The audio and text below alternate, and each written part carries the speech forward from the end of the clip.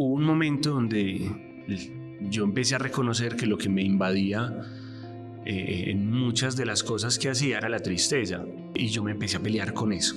O sea, yo llegaba como a mi proceso terapéutico a decirle a mi analista que ya no quería estar más triste. Y después de mucho tiempo, yo creo que habrá pasado por ahí un año, yo dije, no puedo más, o sea, no puedo seguir peleando con esto más. Yo soy esto. Yo recuerdo muchos años de mucho dolor diciéndoselo, incluso como es que yo nunca recibo nada bueno de vos, o sea, todo es una crítica. Y ella a veces, cuando ya me notaba muy conmovido, muy dolido, me decía, no, yo sí te quiero, te lo digo porque te quiero, pero no sabía el daño como tan inmenso que me hacía. Entonces, un daño muy desde el amor, que es como le generan muchos traumas. Uno llega y uno sabe que se va a tirar por un volado donde se va a caer durísimo contra el piso, pero ya sabe. Entonces muchas veces también en la vida diciendo como, sí, con esta pelea no debería estar, no es para mí, no me siento querido como me quiero sentir querido, como que ella lo que hace es como reactivar esa sensación traumática de mi mamá, pero yo me quiero quedar un ratico más. Claro. Era ir limitando, limitando el goce, limitando ese sufrimiento de elegir primero quién me rechazara a quien me aceptara, pero me diera muy poquito. Y yo era ahí matado de la dicha. Ajá. Gracias al análisis lo has trascendido. Gracias al análisis Hoy es diferente, hoy ya no escojo eso. Que si el otro nos construye, definitivamente sí. Sus creencias, expectativas y deseos impuestos sobre nosotros nos convierten en nuestro fantasma. Nuestra tarea, confrontar ese fantasma, salirnos del molde impuesto y desde el autoconocimiento reconstruir una mejor versión de nosotros mismos. Nuestro objetivo es que las historias aquí contadas nos sirvan de reflejo y nos permitan abrir nuestra mente a las infinitas posibilidades de disfrutar de nuestra propia existencia. En esta primera temporada conoceremos la historia de 5 psicólogos y cómo el confrontar sus experiencias personales marcan un antes y un después a la hora de acompañar a otros en la construcción de su salud mental. Bienvenidos a Otredades. Hola, hoy tengo un invitado muy especial y es una persona que personalmente quiero mucho, pero de la cual he aprendido un proceso de transformación muy lindo. Y justo por eso hoy te quería invitar. Bienvenido, Liu, ¿cómo estás? Muy bien, muchas gracias. Gracias por estar acá, gracias por permitirte abrirte a este espacio. Es un espacio donde buscamos transformar un poco la esencia de lo que somos y contarle al mundo cómo lo hemos logrado también trabajar desde lo personal para poder impactarlo también con otros. Hay algo muy particular que para mí es muy significativo y es que durante estos últimos, creo que 2 años, yo he transformado mucho la relación que tengo contigo y el cómo sentirme contigo. Y creo que esa transformación no partió de mí, sino que partió de lo que yo vi en ti que se transformó y que me permitió a mí también acercarme de una forma diferente. Entonces, gracias por estar acá. No, muchas gracias. Hay cuestiones o hay preguntas donde es válido la respuesta no quiero o cambiamos de tema para que de pronto también lo tengas presente y te sientas cómodo con eso. De una. Listo. Dentro de los procesos que yo más he admirado y que creo que todos lo hemos cuestionado es cómo la parte espiritual y emocional y cómo el ser de uno se transforma y se transforma todo su ser físico también. Entonces quisiera que tocáramos un poco estos temas, ¿cierto? Hace muchos años cuando estábamos en la universidad, yo escuché de ti una frase que a mí me marcó y que desde ahí empecé a entender qué es la personalidad, y es que tú dijiste algo como: es que yo sé que yo soy una persona triste, o yo me disfruto la tristeza, y para mí era como un absurdo. Yo decía, ¿cómo alguien se puede disfrutar la tristeza, la melancolía? Entonces quisiera que partiéramos de ahí, por ejemplo, de esa frase en particular. A ver, la cuestión es que esa frase no llegó en principio. No fue algo sencillo de pronunciar, ni de sentir, ni de atravesar. esa frase no llegó de buena manera, digamos. Esa frase fue ya en un momento donde ya habían transcurrido por ahí 2, 3 años de mi análisis, porque yo empecé análisis como en tercer semestre, segundo, tercer semestre. Y hubo un momento donde yo empecé a reconocer que lo que me invadía en muchas de las cosas que hacía era la tristeza, incluso la manera en la que yo conectaba con las personas, pero y yo me empecé a pelear con eso. O sea, yo llegaba como a mi proceso terapéutico a decirle a mi analista que ya no quería estar más triste, no quería, pero no sabía qué hacer, o sea, no tenía ni idea. Y después de mucho tiempo, yo creo que habrá pasado por ahí un año, yo dije, no puedo más, o sea, no puedo seguir peleando con esto más.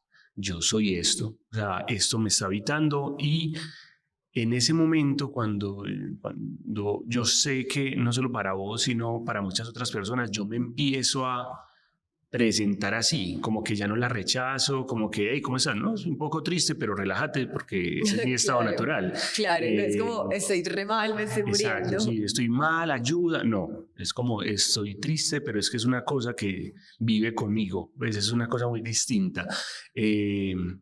Ya fue como de bajar las armas y decir, no, ya no puedo pelear con esto, o sea, esto lo peleo y no se va. Entonces ahí aparece como un momento muy distinto, ¿sabes? Como un momento de habitarme con la tristeza, de llevarla a todos los escenarios, de vamos a salir con la tristeza.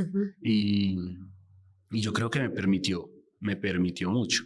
Yo realmente no recuerdo en ese momento cuánto tiempo más, digamos que coexistí con la tristeza en la casa. Sé que fue un buen tiempo más, porque es un momento muy extraño en el cual ya dejo de sentirme triste. Ok. O sea, cuando le das el lugar a la tristeza. Cuando yo le doy el lugar a la tristeza se queda en mi casa, se queda conmigo mucho tiempo, y ahí es que yo digo esto, se lo digo a mis amigos, te lo digo a vos, y luego de eso, yo no sé cuánto tiempo pasa, realmente no lo recuerdo, si te soy muy honesto, pero llega un momento donde yo me empiezo a sentir como diferente, y está marcado sobre todo por algo: tengo mucha energía.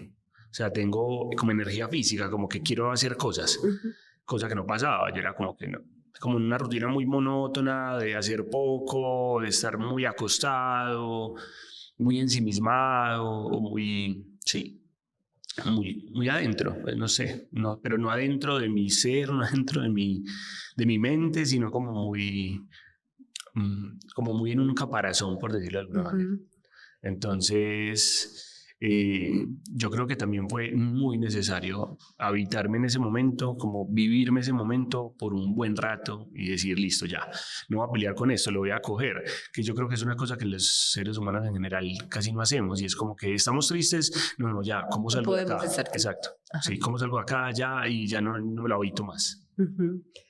No sé si recuerdas desde cuándo te identificas con esa tristeza, o sea, ¿cuándo empezó Eliu a ser un niño triste, o desde que vos tenés conciencia de tu personalidad y de tu ser, eres una persona que habitaba la tristeza, la soledad? Eliu no era un niño triste, o al menos conscientemente no era triste. Yo creo que es el proceso. Yo recuerdo mucho una consulta con mi analista donde él me pregunta por eso. Yo me veo, yo he vivido como en 2 casas y las 2 quedan muy cerquita, pues una como en 3. Pero digamos con mi familia de origen, con mis padres, en 2 un apartamento, luego una casa como a 1 cuadra. Entonces en esa primera casa de la infancia, que eso fue como desde mi primer año de vida hasta los 8 años, más o menos, que llega mi hermano. Diego, mi analista, a quien leo tanto, me pregunta ¿y cómo se sentía? ¿Cómo se sentía ese niño? Yo recuerdo que estaba, creo que hablando algo de mi mamá, de la relación con mi madre, y a mí me llegó una sensación de tristeza, como una cosa, porque, ¿qué pasa? Les pasan varias cosas. yo no me recordaba triste necesariamente, yo me recordaba muy solitario y yo no sabía que esa soledad yo la habitaba con mucha tristeza. Ok. Entonces yo me recordaba, es como que los recuerdos de mi infancia son muy jugando solo, ¿sí? Son muy frágil en el sentido de que me sentía muy indefenso, como ante otros, me costaba inmensamente tímido, me costaba todo lo social, pero no sé, el niño no sabe cómo jugar con esa timidez, entonces había ahí una sensación de soledad y esa sensación de soledad se vivía con tristeza. Entonces fue como casi que un adulto viéndose nuevamente de niño y reconociéndose y dándose ese lugar de decir, es que he estado triste.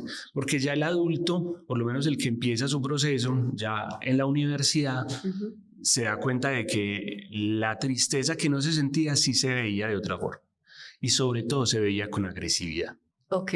Yo nunca he sido agresivo físicamente, yo nunca me fui a los puños con nadie, pero yo me vanagloriaba, o sea, yo me disfrutaba el hecho, y por mucho tiempo fue así incluso en mi proceso, de saber que yo podía ser muy dañino con el lenguaje, y lo era, pero era como, sí, porque es que no cualquiera es capaz, ¿sí? Y yo lo sentía como si fuera algo súper bacano, algo por lo cual sentirse orgulloso. Y eso se mezclaba con que saliendo del colegio, entre 10º grado en el colegio y empezar la universidad, yo me peleé mucho con mi timidez. Entonces, cuando salí de la timidez, es como que un niño que está aprendiendo a caminar y que se cae, imprudente como un berraco. Entonces, mézclele el punto de lo imprudente a lo dañino que puedo hacer con el lenguaje. Entonces, claro, a veces era dañino, imprudente, pero sin querer hacer daño. Entonces, no sabía, digamos que yo creo que esas eran las principales expresiones de la tristeza, que es como que yo sentía que cualquiera me podía hacer daño en cualquier momento, entonces yo atacaba simplemente por considerar que algo me podían hacer, entonces como que vea, le voy a hacer daño para que sepa que si en algún momento me quiere hacer algo, pues no lo haga, pero era puro imaginario. Como anticiparse a que el otro lo... Ajá, exacto, era puro imaginario. Y yo sabía muy bien como de la fragilidad. O sea, mis conversaciones internas en ese momento era como, uy, todos saben que me pueden hacer daño muy fácil, pero nadie me lo hacía. O sea, la gente que me rodeaba, vos, mis compañeros. No nos hacerte ningún tipo de daño, nos daba miedo hacer. Pero sabes que no, yo no lo veía así, yo no lo veía como que les daba miedo. Bueno, en vos y qué sé yo, de pronto en Felipe, ¿no?, de nuestros compañeros, sí, ¿sabes? Pero en el resto no. O sea, en el resto de los amigos que convivimos en ese momento, pues en la universidad, yo no sentía que ellos tuvieran miedo a hacerme daño. Simplemente ellos elegían no hacerme daño, a pesar de lo dañino que era. Maximiliano, uno de los amigos de la universidad que quiero mucho, me decía Melvin, porque Melvin es el nombre del protagonista de Mejor Imposible, la película que tiene no sé si la recuerdan, de Jack Nicholson, que el man es obsesivo compulsivo y no cuida para nada su lenguaje. Entonces yo decía cualquier imprudencia y él se paraba la cara y decía Melvin. Y yo ya sabía que el Melvin era como la estás cagando. Era como el llamado a la realidad. Total. ¿Tú recuerdas en qué más de pequeño se ponía esa tristeza? Tú la nombras en la soledad, en la agresividad. ¿Dónde más de pronto lo pudiste ver? ¿Dónde más lo pude ver? No, yo creo que la tristeza en la infancia me habitaba, por ejemplo, en casa, sobre todo con mi mamá. Yo quería que ella me diera un amor diferente que nunca me dio.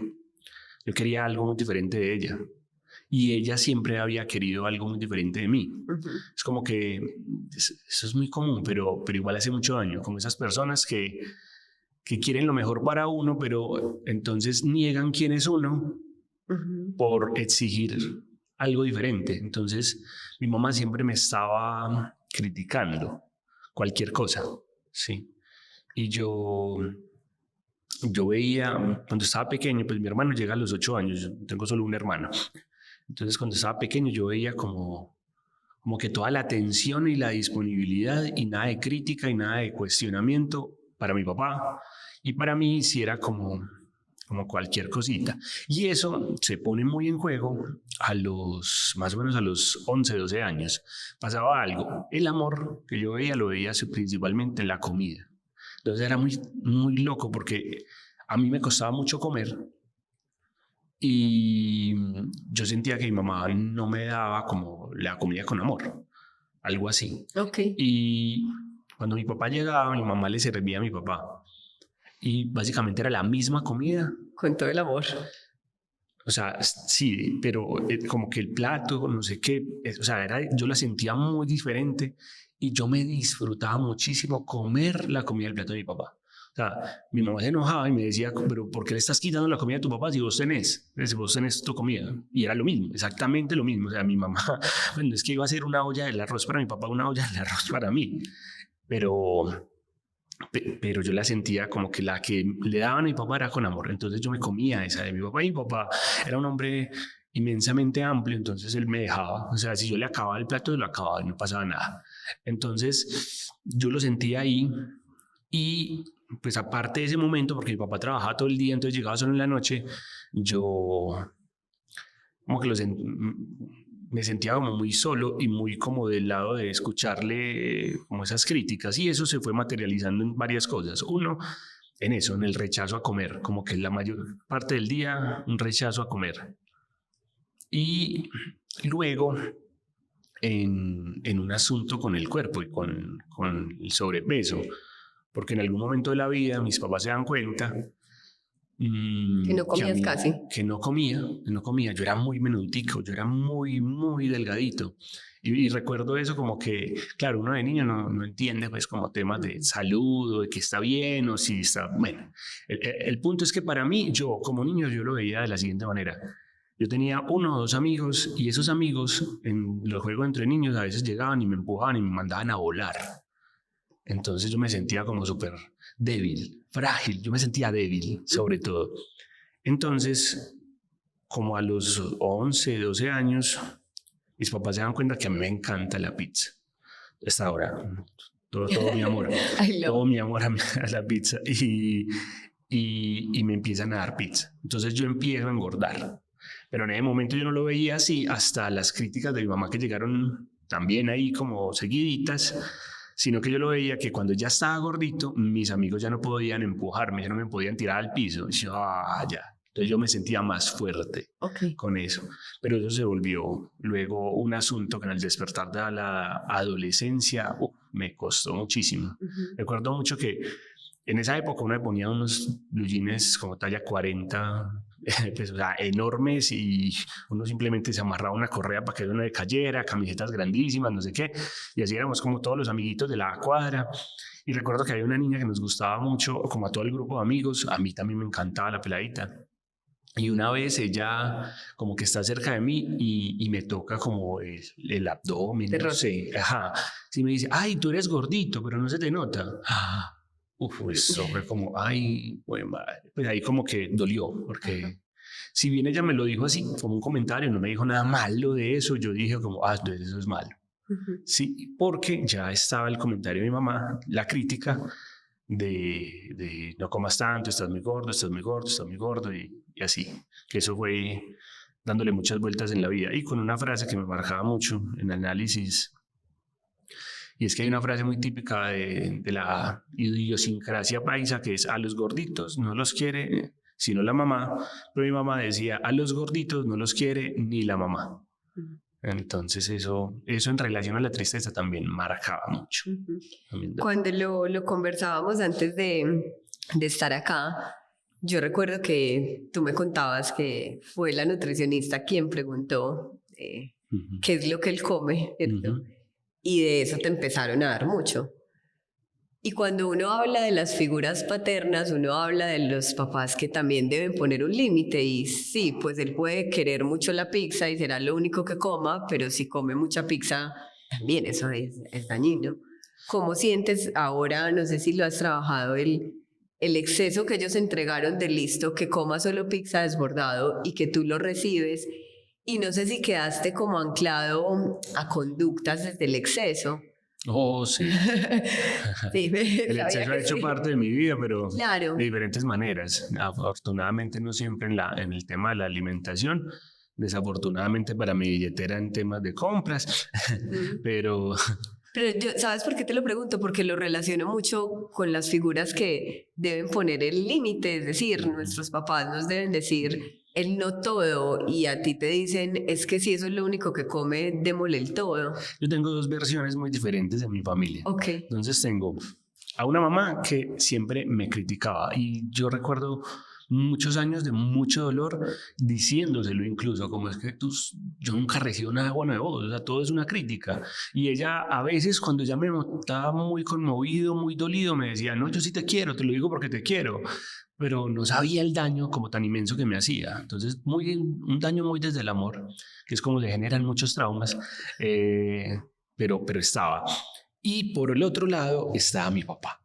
Y mi papá era el exceso de amor sin condición. O sea, mi papá era una cosa preciosa, pero también me dejaba en una posición muy invalidante. Porque, por ejemplo, cuando estaba terminando la universidad, un amigo, Maximiliano, me dijo, vení, trabajate en esta discoteca, si quieres trabajar, fines de semana, en seguridad, no sé qué. Y yo llegué y le dije a mi papá, papá, me ofrecieron trabajo, no sé qué, voy a ir a trabajar este fin de semana. Me dijo, ¿y cuánto le van a pagar? Yo recuerdo que en ese momento eran como 60.000 pesos la noche.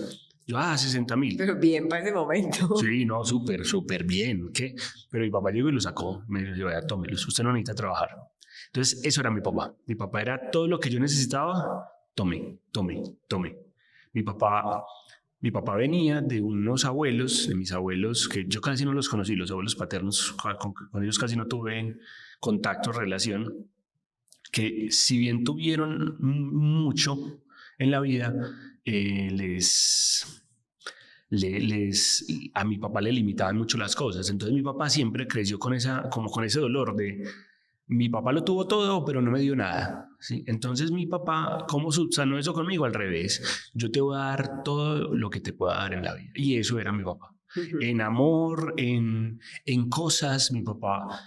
O sea, una de las cosas en las que se desplazó, por ejemplo, mis conductas alimentarias fue en las compras. Pero es que mi papá me traía un juguete de todos los días de la vida. Cuando llegaba de trabajar, mi papá trabajaba, tenía el consultorio en las Torres de Bombona en el centro. Él salía y cualquier puesto en la calle que viera, cualquier muñequito, cualquier carrito, cualquier cosita. Bueno, carritos no tanto, no me gustaban, los muñequitos sí, me los llevaba. Entonces era ahí, tan.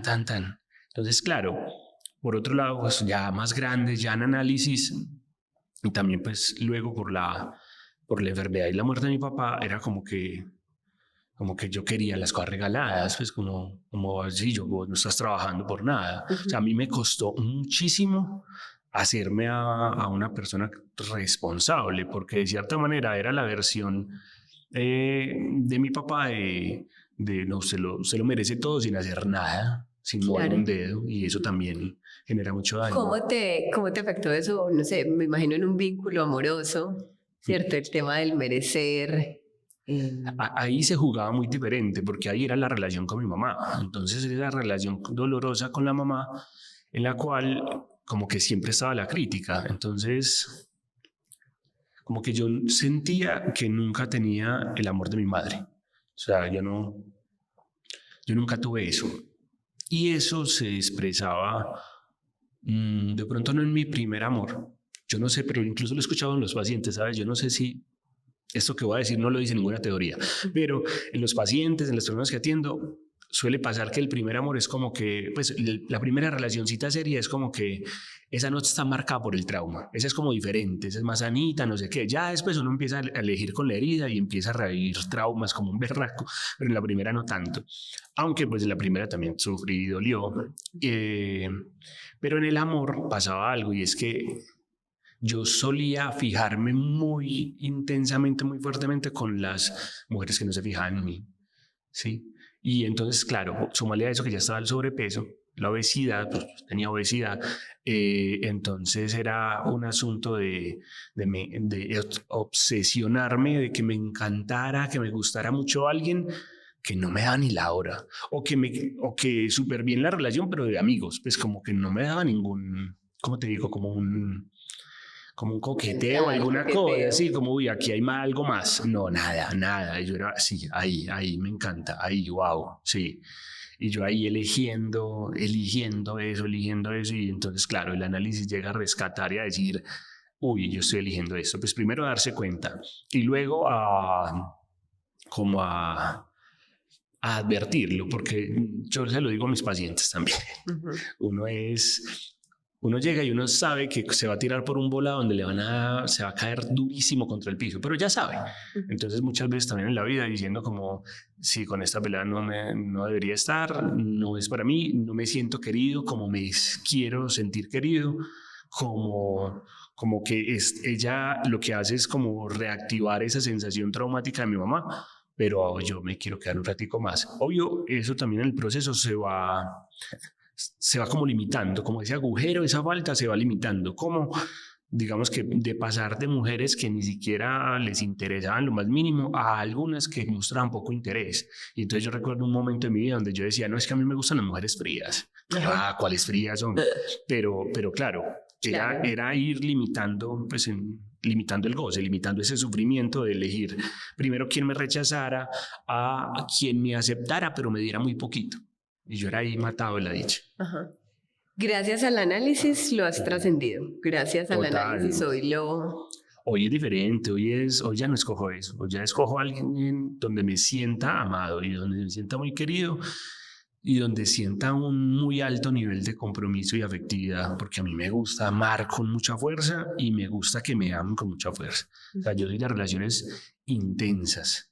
Sí, y esa intensidad no me desagrada para nada, o sea, como que sentirme muy amado y sentir que puedo entregarle amor a otra persona sin que, ay, no, es demasiado, me sofoca, no, ni miércoles.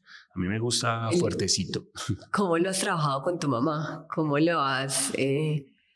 Pues porque tú lo nombrabas, ¿cierto? Una cosa es que muchos de nosotros no lo nombramos y nos quedamos y lo guardamos en silencio, pero tú sí le decías y le hacías el reclamo a la mamá. Pero creo que hay algo muy característico, y yo también lo trabajo mucho, y es, yo siento que nuestra generación viene con un nivel de conciencia diferente, ¿cierto? Yo le he dicho muchas cosas a mi mamá y como que no las escuchara y me frustra más, porque es como, te lo dije y me costó mucho decírtelo y he trabajado mucho, pero tú no lo escuchas y vuelves y lo haces y vuelves y me generas este dolor. ¿Cómo lo has trabajado con tu mamá? ¿Y cómo es la relación hoy con ella? Yo le huí mucho tiempo. A ver, yo no me fui de la casa como, sí, me voy a independizar, no, como hiciste vos en algún momento, como hicieron muchos amigos. No, yo estaba en el Hotel Mamá quejándome del servicio. Y ahí tenías el exceso también, porque ahí lo tenías todo. Sí, total, pero no, yo me moví por el amor. Me sacaron de la casa, mentira, no, pero sí, me fui a ir con mi pareja y bien, con Nati y listo. Pero, ¿por qué lo digo? Porque yo en análisis decía mucho que uno no necesitaba, yo no quería irme de mi casa sin haber sanado esa relación, sin que no me importara. Pero ¿qué es eso? Eso implica, como yo lo entendía en análisis, soltar el ideal, de esperar que mi mamá me quiera como yo quiero que me quiera. Pero eso duele como un berraco. Y tenés razón, ¿sabes qué? Hay una cosa que es muy bonita, pero los momentos donde los padres o las personas que nos han hecho daño más se sensibilizan es justamente cuando uno deja de demandarles y se abre y le muestra todo su dolor y uno dice, marica, sabes que me está doliendo mucho, o sea, ya me estás haciendo demasiado daño. ahí como que piden disculpas, no cambian necesariamente, pero piden disculpas como que, perdón, la cagué. Pero, y mi mamá también lo hacía. Pero igual, el ciclo se repetía y ella volvía a ser la misma. Entonces, francamente, yo lo veía con mucha ira. Pero yo empecé a dominar ciertas cosas, como que ya eso trascendió de esperar con la adolescencia, con la adultez, empezó a trascender de esperar el amor de la mamá a procurar ciertas cosas alrededor de mi cuidado, ¿no es cierto?, de mis espacios. Entonces yo ya no peleaba con mi mamá porque no me quisiera, yo ya peleaba con mi mamá por el desorden de la casa, ya peleaba por mi mamá con muchas cosas que pasaban al interior de mi casa. Entonces yo empecé a hacer como espacios, pequeños espacios. Yo lo recuerdo mucho por una chica de Tinder con la que salí una vez o dos. Ella me llevó a la casa y yo recuerdo que ella me dijo, no, si quieres vamos a mi cuarto. Y yo, listo, pues no pasó nada, pero cuando entramos, ella me dijo, mi mamá está dormida, entonces hay que entrar de manera silenciosa. Y yo recuerdo que pasé por la sala y la casa los muebles eran como Luis XV, pues como unas como viejitas. Y vos entrabas al cuarto de ella y el cuarto era genial, o sea, los cuadros, la pintura, tenía un balconcito dentro del cuarto donde tenía unas mesitas, o sea, era un parche súper bacano. Yo, wow, yo quiero esto. Entonces yo empecé a dominar. Luego de eso yo empecé a dominar eso también en mi vida. Entonces yo empecé a comprarle cuadritos a mi cuarto, pinté el cuarto, no sé qué, y a dominar ese espacio. Y luego empecé a hacer como dejar de pedirle a ella, sí, esas otras manifestaciones del amor que yo le pedía y que no hacía, yo las empezaba a hacer. Es como que a procurar mis espacios, a procurar que cuando alguien llevara a mi casa, porque me encanta llevar gente a mi casa, incluso pues ahora con mi pareja me encanta que mis amigos vayan a la casa, como que el espacio esté bonito. Sí, entonces empecé a cuidar de eso y yo creo que eso fue soltando un poquito el ideal de que mi mamá me quisiera como yo quería que me quisiera. Pero pues obviamente aparecen ahí como de parte de ella también, bueno, de parte de ella no, ella sigue siendo ella, claro, sigue siendo la misma, pero aparecen ciertas cosas que yo la verdad las tomo con rabia. Yo puedo ser la persona más zen de la vida, pero con mi mamá como que... y ya lo logro. Bueno, hay un aspecto que yo quiero como que hablemos, y es que cuando yo te conocí en la universidad tenías sobrepeso y ahí eras un Eliu muy agresivo. Y de un momento a otro, creo que fue en pandemia, tú haces una transformación del peso que para los que te conocimos fue muy fuerte. Primero, no sé ni siquiera cómo recibiste nuestros gestos cuando te vimos después de un tiempo extremadamente delgado. Yo ni siquiera te veía más bajo de peso. Yo dije, madre, está demasiado delgado. Y para mí fue muy impactante. Pero fue el momento donde yo te vi extremadamente feliz. Entonces también era como... Y asocié todos tus cambios y tu transformación del pensamiento. Nunca pensé en la terapia. Siempre fue... cambió de peso y cambió como ser humano. Y hoy, después de mucho tiempo, reconozco y entiendo que no es así. No sé si nos quieras hablar un poco de eso. Mira, la vuelta empieza así. Cuando tenés un tema que te molesta, te moviliza, ese tema se te termina convirtiendo en una excusa para muchas cosas. A mí nunca se me imposibilitó el amor por el tema del sobrepeso. Pero yo se lo acuñaba mucho a eso. O sea, cuando decía esas elecciones dolorosas de esas mujeres que me rechazaban, yo decía, es porque estoy gordito, ¿sí? O sea, yo no me veía bonito, para nada, yo no, a sí mismo, ¿sí? Independiente de que lo fuera o que no lo fuera, o de que alguien viera o no viera belleza en mí, que afortunadamente que igual sí es pasaba. Objetivo también. Sí, total, pero y sí pasaba, pues porque yo relaciones tenía, o sea, yo sí salía, yo sí generaba vínculos amorosos. El asunto es que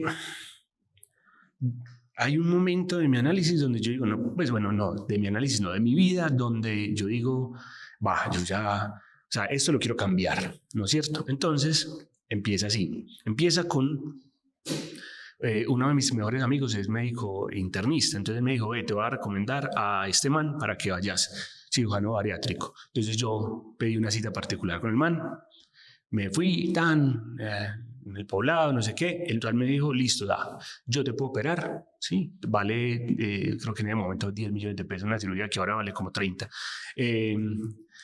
Pero te voy a decir algo. Por tu nivel de obesidad, yo estaba en obesidad tipo 2, digo, vos podés ingresar al plan de la EPS para que te operen por EPS, ¿sí? Y yo opero, yo tengo Sura, entonces me dijo, y yo opero por Sura, entonces hasta te termino operando yo mismo y ahí te ahorras la plata. Y yo, ¿qué? De una. Entonces yo, sí, qué negociazo. Entonces yo me metí, pero resulta que eso tiene letra pequeña. Cuando tú te metes a un equipo que te empieza a evaluar psiquiatría, internista, nutricionista, bueno, con varias profesionales. Primero para saber si te incluyen en el programa. Entonces, listo, me empecé a ver con todos estos profesionales, me incluyeron, me dijeron, listo, lo primero que necesitas es adherencia al tratamiento. Por eso vas a hacer un seguimiento de psiquiatría, un seguimiento de nutricionista para saber si esto va a funcionar, porque de nada sirve que te operemos si vos tenés malos hábitos alimenticios y volvés a engordar. Entonces me vi con una nutricionista súper linda, la primera nutricionista que me atendió de la EPS, súper quería porque me mostraba productos, porque yo decía, pero entonces ¿qué como? Porque yo comía re mal. Entonces me decía, esto sí, esto no, listo. Yo en ese momento estaba en 117 kilos. Listo, nos vemos en 2 meses. Cita a los 2 meses, otra nutricionista diferente. Eso es el padecimiento de la EPS. No, mira, esta ya no va a ser, voy a hacer yo, no sé qué, ¿cómo vas? Bajaste 115 kilos en estos 2 meses, genial, wow, listo, sigue así, pero no me gustó mucho esa cita, pero bueno, y eso no tiene que ver con lo que pasó luego. Tercera cita, otra nutricionista diferente y, te quedaste en 115 kilos. ¿Qué pasó? Bueno, bla, bla, bla, listo, nos vemos en 2 meses. Cuarta cita, 118 kilos.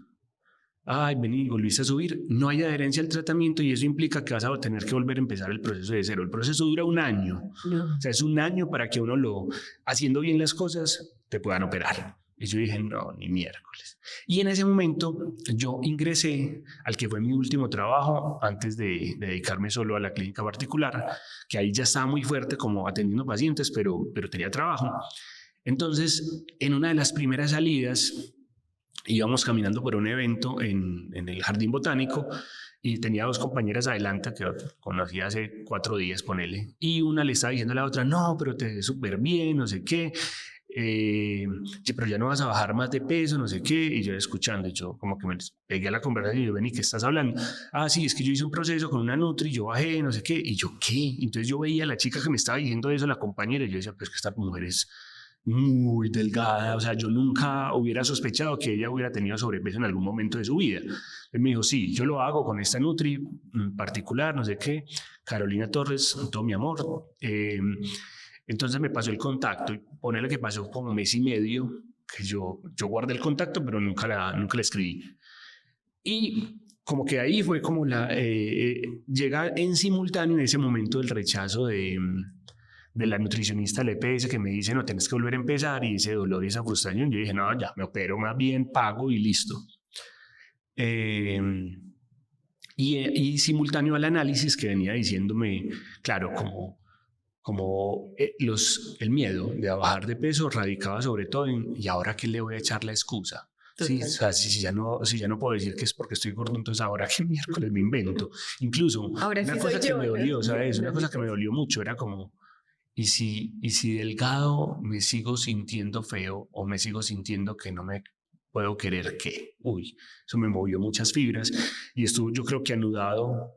Eso lo puedo ver ahora en retrospectiva, en ese momento no lo veía, ¿sí? O sea, lo decía, pero no lo veía. ¿Y qué pasa? Empiezo con Carolina y con Caro, eso fue antes de pandemia, no fue en la pandemia. Con Caro yo le dije todas mis expectativas, yo me he tomado estas pastillas, esto, yo soy la dieta del tan, del funfafita, fui a cirugía y bla, bla, bla. Y me dijo, listo, vení, nos vamos a ver cada semana, venís para acá, listo. Yo iba cada semana. Cada semana, por unos 3 o 4 meses, yo le decía a Caro, iniciando cada cita, ¿cómo te fue? Súper mal. No, Caro, yo creo que vamos muy mal, yo creo que la cagué, mira, la que yo iba a confesarme, a decir esto hice mal, pero primera semana yo perdí 3,5 kilos, segunda semana perdí 2 kilos, tercera semana 2 kilos, cuarta semana 2 kilos, o sea, cada semana yo bajaba por ahí 2 kilos. Era una cosa impresionante. Los últimos meses del proceso, yo bajaba por ahí 1 kilo semanal. Era increíble. Y yo sabía que no estaba siendo totalmente estricto. Por eso yo iba a confesarme a pensar que no funcionaba. Entonces, cuando empecé con Caro, pesaba 120 kilos. Y Caro me dijo que por mi talla yo debería pesar 69 kilos. Pero yo no sé, ya íbamos por los 80. Tardaron como 2-3 meses en que yo me creyera el proceso y dijera, esto sí está funcionando para mí. Y yo le dije, Caro, yo creo que 69 es muy poquito. Entonces ella me dijo, ponete un peso, pues. Yo le dije, listo, 75. Dale, vamos hasta los 75. Y llegué a los 75. De hecho, llegué, sí, 75. Uno sube y baja de peso en un día más o menos 2 kilos. Entonces yo oscilaba entre los 73 y los 75 kilos. Y ahí me quedé. Estaba extasiado, sí, tienes razón. Es una época muy feliz. Porque Caro primero, el proceso con Caro es un proceso del amor. Sí. Porque esa mujer me veía y me decía, estás precioso, te ves muy lindo, cómo estás de bonito, esa camisa cómo te queda, no sé qué.